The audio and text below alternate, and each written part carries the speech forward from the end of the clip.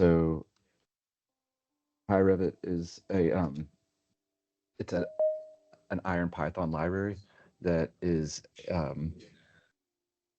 really it allows us to use the benefits of coding within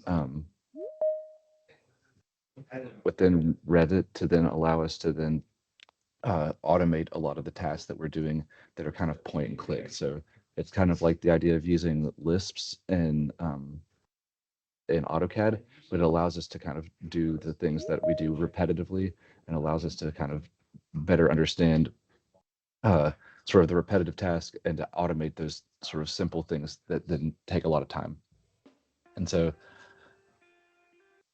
the real benefit here is you have a bunch of these tools that allow us to click into things and allow us to have a bunch of different options that are all native to within Revit. So this is a toolbar that is loaded every time you open it, once you install it, and it has a bunch of these additional tools that we're going to go over. One of the big things here is if you see a dot next to it, they will kind of go over this when I'm talking about it, but if you press shift and click, it gives you options to then select within that. So it's not just a drop down, but it also has an additional, that's what the dot means after each one. So within the first sort of tools we have are the make pattern tool. A lot of people, the uh, benefit of the make pattern tool is when we have a hatch pattern that we need to create. And one of these was the Everly decking. We wanted to be able to show the joist spacing with the decking beyond. And that hatch pattern is pretty custom.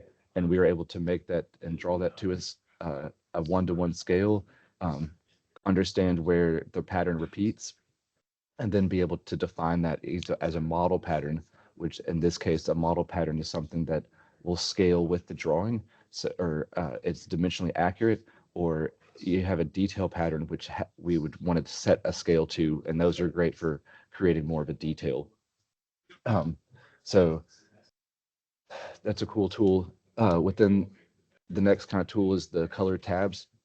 This is really great for just separating our projects visibly so that we can be able to see I'm in an Everly project that's Everly 4A1, and then 4A2 would be a different color, and you can then set the color, what kind of color pattern you'd prefer, or they can be pre-populated.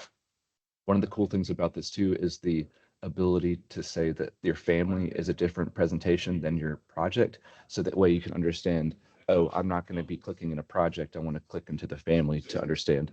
And that way it really helps with talking to someone when you're on a Teams call to be like, go to the blue tab, that's the project we were talking about.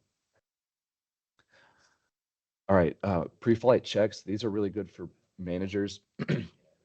It's great to run an analysis of you can do like a model check, and it really helps us understand like what the current health of the model is.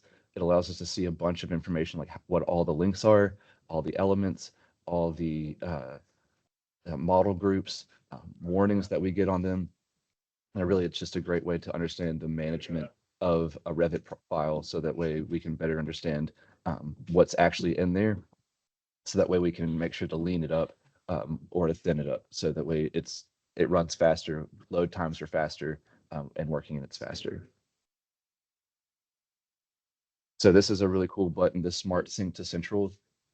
And this is a similar sync button to what we do is the top, the green little lightning bolt to press when we want to sync our views. But this is great because when Revit syncs, when you have a bunch of your views open, it takes a really long time because it has to regenerate each of those views for it to actually regenerate the view that you're looking at. And so what this does is it allows you to kind of set a setting to say, I want to close all those views and then reopen those views right after I sync. And it really cuts down on your sync times. So that way, when you're like, hey, I'm like really working through a project and I've got like 45 views open, but I don't want to have to close all of them because I'm kind of going back and forth. This allows you to kind of save that time from having to close them and then reopen them. So great tool there. So similar to the sync views, like the smart sync. This is a sync view where you want to look at an RCP and you want to look at a floor plan that are like kind of at the same view extents. And so this is a toggle button. You can kind of see in the uh, top right there, there's a button that I turn on to say sync views. And if I zoom into one and then I click into the other one, it will automatically sync to that other view. And so this is really helpful when we're talking and coordinating face to face, trying to understand like what it is that I'm looking at, so that way the person that we're talking to can see the same thing side by side. And this really only works for floor plans uh, and RCPs. It doesn't really work for elevations and floor plans. So the batch sheet maker, this is like a really cool tool. It allows us to quickly create the list of sheets that we want. And you can, in the native tool within Revit allows us to, within the pyRevit function, allows us to just kind of create a list and it'll pre-populate it. But the really cool tip here is if you use Excel, and then create them in columns and then create a sheet number and a sheet name. The way that it's presented is that you can just copy that out of Excel and paste it into the pyRevit function, and it'll pre-populate the sheet number and the sheet name for you.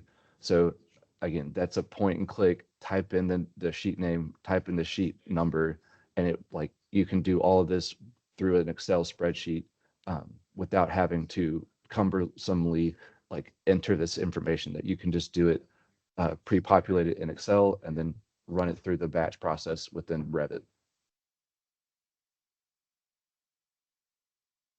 And again, to go back to this, we kind of go quickly over it, but they're selecting a sheet border.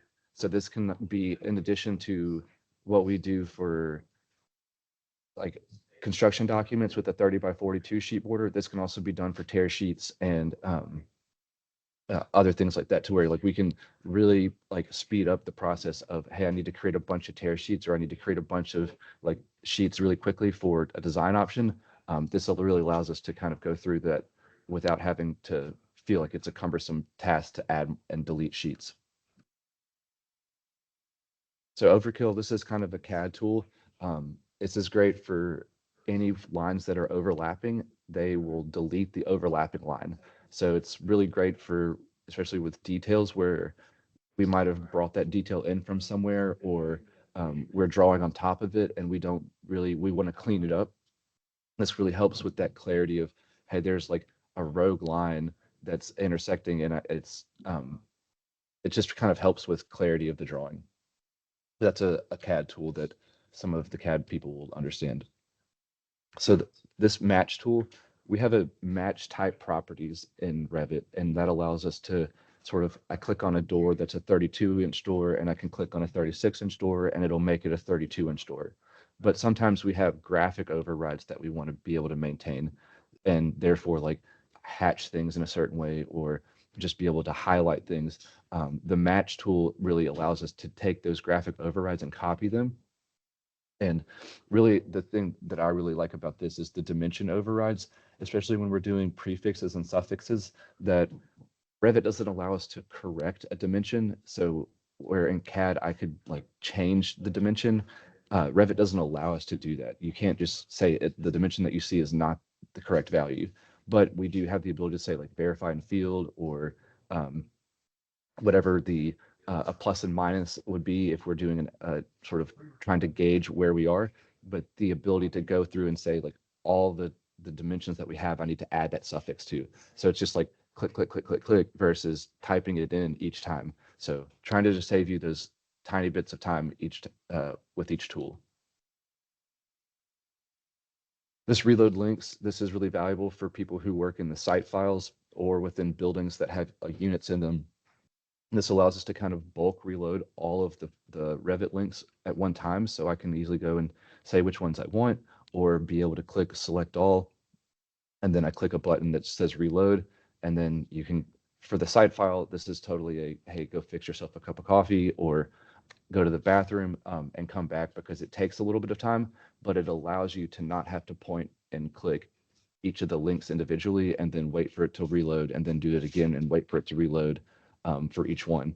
This is like how we really got through Riverlights, because there were, um, I believe, like 19 unit files, there were 15 building files, and all of that was needing to be reloaded into the site, and that can become very cumbersome for the person doing that. So these are really trying to, take what we do individually and do it in bulk.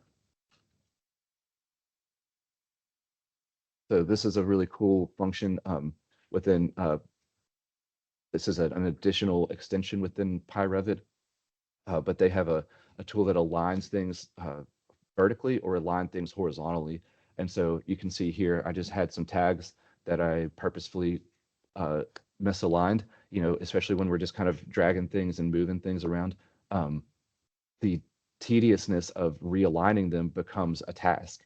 So then if you can easily sit there and say, I want to click all these tags and then center them, that's essentially what I'm doing here, is going here, setting the orientation, is aligning them vertically to the center, and then the tags are all aligned. So again, cutting out the time that it takes to do the tedious task of drawing coordination. All right, the print sheets function, this is by far I think the most valuable tool that we have, considering that we can open a file like a site file and then be able to print everything within the site file from that one file.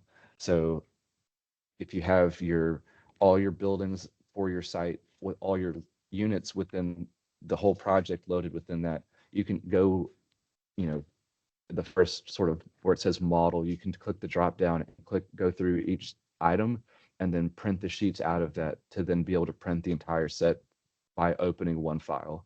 And this is really valuable for like the Leo team, for um, any project that has multiple files within it, to where you can do all of your print management within one file.